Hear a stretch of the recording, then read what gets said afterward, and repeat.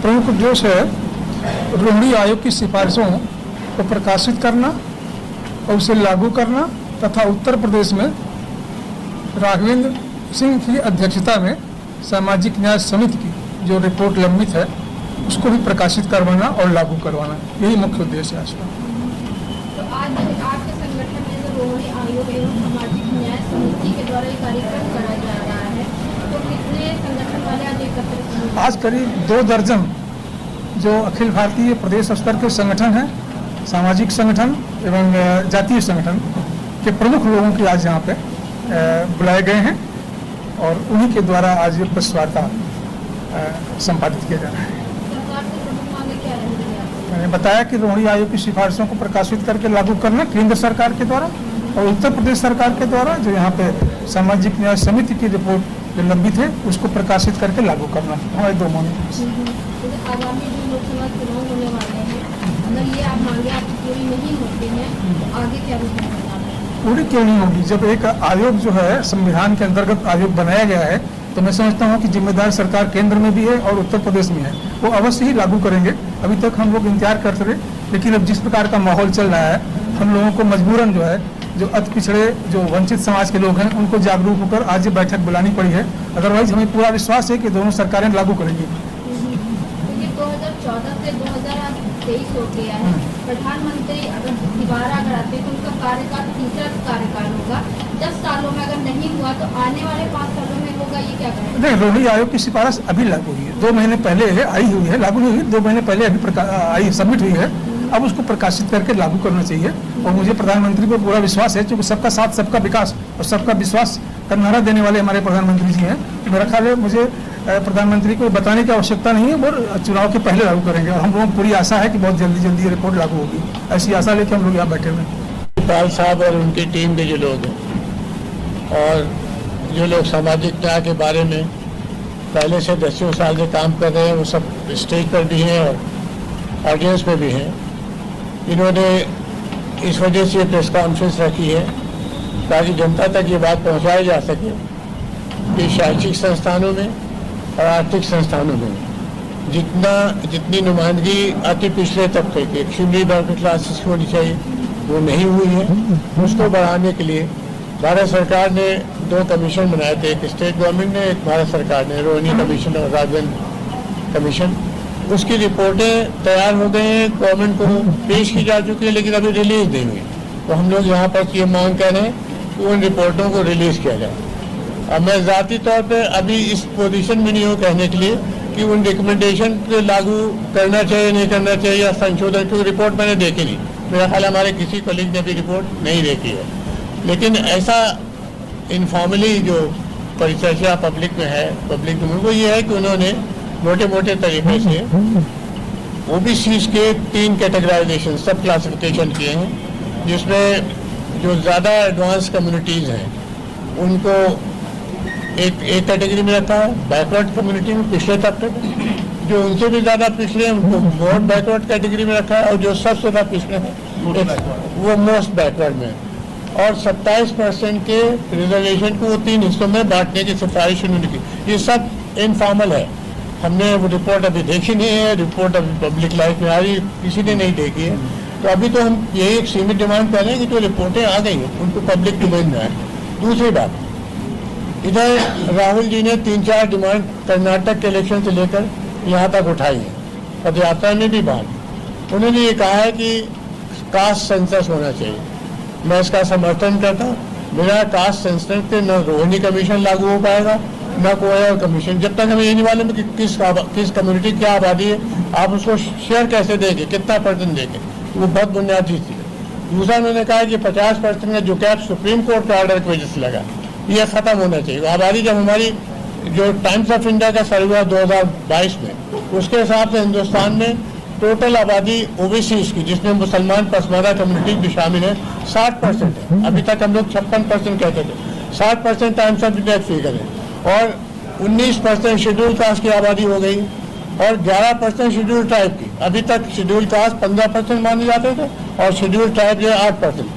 तो 90% तो सब पसमानदा और पिछले तबके के लोग हैं। तो 90% जब आबादी है तो ये 50% का जो लगा रखा है लिमिटेशन, 23% शेड्यूल कास्ट और 27% ओबीसी, ये 27% वाले को रिलैक्स करना चाहिए। हम इसका बहुत पुरजोर समर्थन करते हैं। राहुल जी ने एक और बड़ी बात कही है, उन्होंने कहा जिसकी जितनी संख्या बारी उतनी उसकी हिस्सेदारी। ये बड़ा पुराना नारा है। इन्होंने अभी लोहिया जी की बात की। लोहिया जी का जो आइडिया था कि 60% मिले, वो 1931 की जो जनसंख्या थी उसको कैलकुलेट करके कि हवा में नहीं कह दिया था कि 60% मिल जाए। 1931 की जो सेंसस था उसके हिसाब से 52% हिंदुस्तान की आबादी 1931 में ओबीसी कैटेगरी थी, उसमें मुसलमान, सिख और हिंदू सब शामिल थे। अब 1931 से अगर 2.5% के भी आबादी का ग्रोथ रेट निकाले तो 60% से नीचे उनके ज़माने में हो ही नहीं सकती, तो इसलिए उन्होंने 60% कहा था। और अब जो आंकड़े आए हैं बिहार के वो तो बहुत साफ हो गए हैं कि 38% एक्सट्रीमली बैकवर्ड है, 27% ओबीसीज है जी, हाँ, ये तकरीबन 84.5% बिहार की आबादी बैकवर्ड, एक्सट्रीमली बैकवर्ड और पसमानदा कम्युनिटीज की, और अपर कास्ट सिर्फ 15.5% रह गया। तो 15.5% वालों को ज़्यादा अगर हिस्सा मिल गया उनकी पढ़ाई लिखाई की वजह से या इंटेलेक्चुअल कैपिटल की वजह से या पॉलिटिकल पावर की वजह से, तो जो पिछड़ गए उनको मौका मिला। तपेंद्र कुशवाहा हूँ और आर.डी. पाल और उनके साथियों द्वारा आयोजित संयुक्त सामाजिक न्याय मंच का ये जो सामाजिक न्याय के लिए कार्यक्रम है इसमें उपस्थित हुआ हूँ। इनके समर्थन में भारतीय संविधान में 3 प्रकार के न्याय की बात कही गई है, सामाजिक, आर्थिक और राजनीतिक न्याय। और न्याय एक गतिशील धारणा है, सामाजिक न्याय की गतिशील धारणा है। गतिशील धारणा का ये अर्थ हुआ कि जो वंचित तबके के लोग हैं उनको लाभ पहुंचाने के लिए, सामाजिक, आर्थिक, राजनीतिक हर प्रकार का लाभ पहुंचाने के लिए समय समय पर नीतियां और कार्यक्रम बनने चाहिए। लेकिन ये दुर्भाग्य है कि इस देश में 27% आरक्षण लागू हो गया, इसी ढंग से एससी के लिए आरक्षण लागू हो गया, और उस वर्ग में तमाम ऐसी जातियां हैं जो सामाजिक रूप से, शैक्षणिक रूप से, ब्यूरोक्रेसी में कहीं नहीं है और हर ढंग से पिछड़ी हुई है। उनको न्याय अब तक नहीं मिल पाया। और जब भी न्याय की बात होती है तो कई प्रांतों में ये होता है कि जनगणना नहीं उपस्थित है, जनगणना नहीं है। तो अगर 1931 के जनगणना में 27% आरक्षण दिया जा सकता है तो 1931 की जनगणना के आधार पर विभाजन भी किया जा सकता है। ये तो उसको टालने की बात है कि जब तक जनगणना नहीं होगी हम नहीं देंगे। तो जब तक जनगणना नहीं होगी तो 27% आरक्षण भी नहीं लागू होना चाहिए, 21% भी आरक्षण नहीं लागू होना चाहिए, क्योंकि जनसंख्या तो निर्धारित ही नहीं है। तो ये व्यर्थ का एक बहस पैदा करके मुद्दे को भटकाने का काम किया जाता है। और जो भारतीय संविधान में सामाजिक न्याय की अवधारणा है कि अंतिम व्यक्ति तक, यानी व्यक्ति के साथ साथ अंतिम जो व्यक्ति का समूह है, समुदाय है, जो वंचित तबके के लोग हैं, वहाँ तक सारी सुविधाएं सामाजिक, आर्थिक, राजनीतिक न्याय की जानी चाहिए। अब जैसे नारा तो दे दिया जाता है कि जिसकी जितनी संख्या भारी उसकी उतनी भागीदारी। राजनीतिक दलों को संख्या तो पता है, 1931 की जनगणना से भी पता है, उनके आंतरिक स्रोत से और सर्वे से भी पता है। लेकिन आज तक क्या किसी राजनीतिक दल ने एमबीसी को उतना भागीदारी दी? 36% बिहार में अभी आया है। हम कहते हैं 36 नहीं, चलो पहले 32% थे, तो 32% आज जो दल जनगणना करके पूरे बिहार की आज सीना फुलाए टहल रहे हैं, क्या ये 32% मोस्ट एमबीसी को आरक्षण दे दिए? क्या आगे देने जा रहे हैं?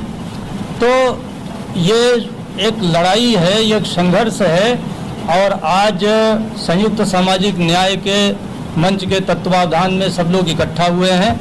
और जो केंद्र सरकार की रोहिणी आयोग की रिपोर्ट है, अभी जैसा कि सर बता रहे थे कि वो पब्लिक डोमेन में नहीं हुई है, प्रकाशित भी नहीं हुई है, तो केंद्र सरकार की भी मंशा होनी चाहिए कि अगर इनको न्याय दिलाना है तो अब समय कहाँ है। अब तो इलेक्शन नज़दीक आ गया, उसको प्रकाशित भी किया जाना चाहिए, उसको लागू भी किया जाना चाहिए। और ये जो लोग आज ये भी बात कर रहे हैं कि हम पहले जाति जनगणना कर लें तब विचार करेंगे, तो उनको पहले तमाम जगह उनकी सरकारें हैं, उनको एमबीसी के लिए 31 की जनगणना के आधार पर ही डिवीज़न कर दें तो बहुत अच्छा रहे। और मोटा मोटा रायहड़ी आयोग का जो रिपोर्ट लागू होना इसलिए भी आवश्यक है कि उससे एक राष्ट्रीय नीति बन जाएगी। अभी तक तो राज्य अपने अपने ढंग से निर्णय ले रहे हैं, लेकिन अगर रोहिणी आयोग की रिपोर्ट लागू कर दी जाती है तो पूरे देश में सामाजिक न्याय का एक मानदंड स्थापित होगा, एक मानक स्थापित होगा और एक मोटा मोटी राष्ट्रीय नीति स्पष्ट हो जाएगा पूरे देश को कि सामाजिक न्याय के बारे में पूरा भारत देश क्या चाहता है। तो हम लोग उसी के समर्थन में इकट्ठा हुए हैं। धन्यवाद। एसपी सिंह नंद, आज हम लोग इस प्रेस क्लब में भारत सरकार द्वारा गठित रोहिणी कमीशन की रिपोर्ट को, जो एमबीसी के लिए, मोस्ट बैकवर्ड क्लास के लिए को भागीदारी देने के लिए, रिजर्वेशन के लिए जो गठित किया गया था, उसकी रिपोर्ट आ गई। 70 दिन पेंड हो गए उस रिपोर्ट को आए हुए। अब हम लोग चाहते हैं कि वो रिपोर्ट तुरंत लागू हो, लेकिन ये बात कही जा रही है कि साहब पहले जनगणना हो। वो अपनी जगह बात सही हो सकती है, लेकिन जनगणना का जहां तक सवाल है,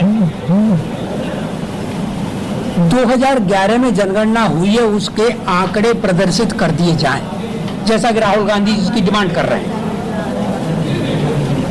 2011 में जो जनगणना हुई है। दूसरी बात यह है कि राजनाथ सिंह ने जब सामाजिक न्याय समिति बनाई थी, तब बैकवर्ड क्लास का सर्वे उन्होंने पूरे उत्तर प्रदेश में कराया था। तो हमारे पास आंकड़े सब हैं और 13 राज्यों में एमबीसी का पृथक आरक्षण लागू है।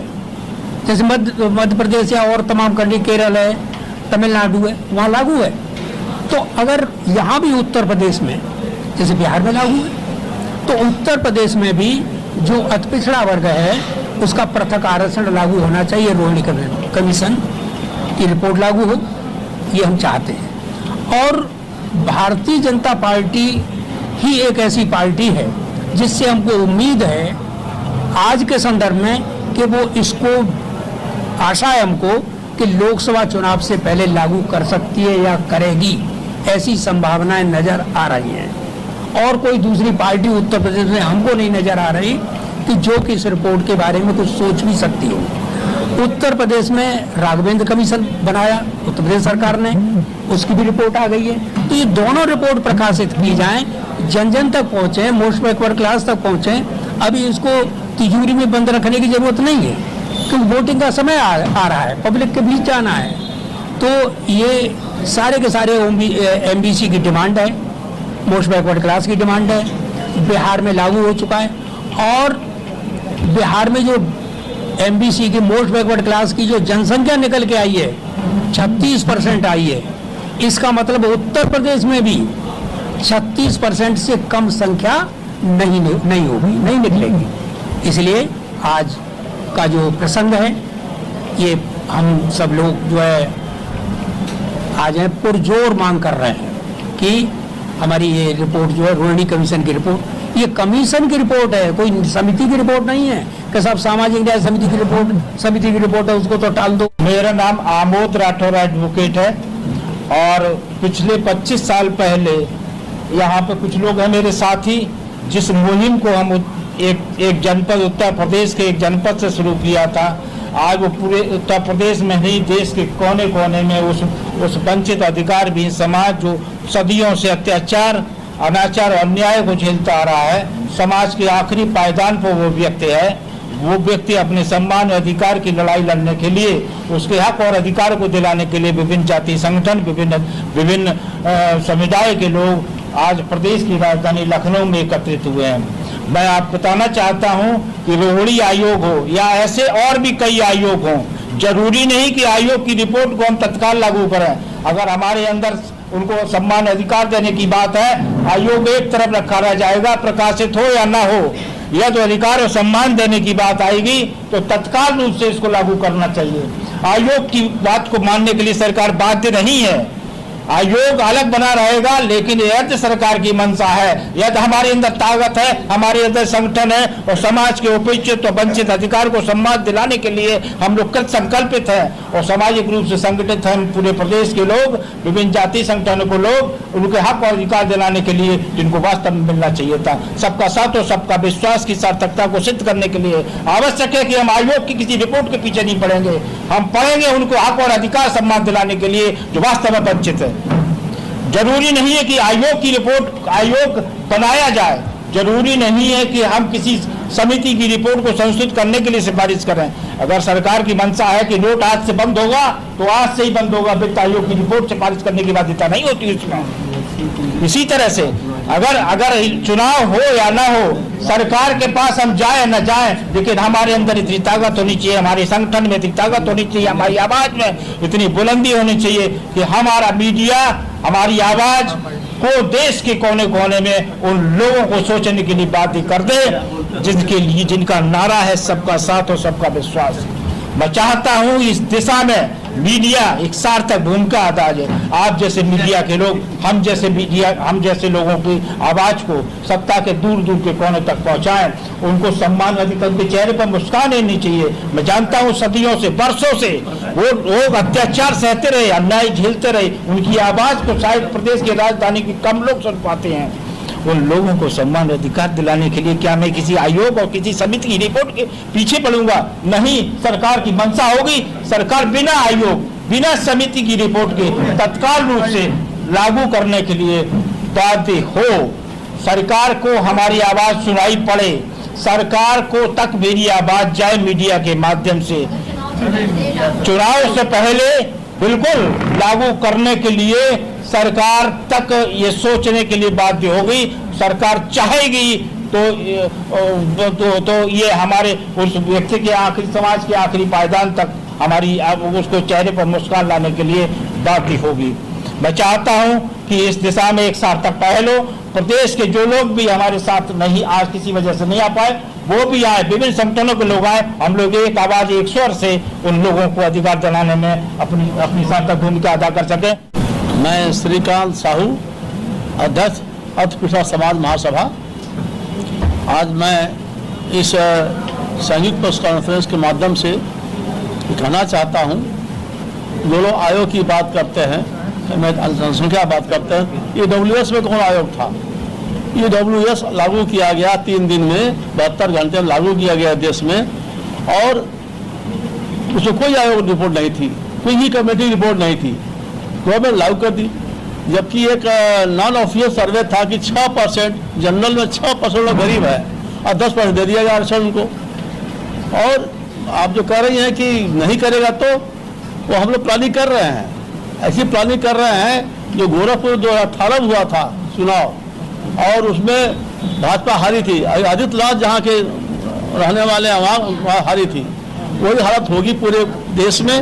और ये जो सुबुगाहट अंदर है वो अभी नहीं मालूम होगा, किसी को अपने आप मालूम हो जाएगा 2024 के चुनाव के बाद।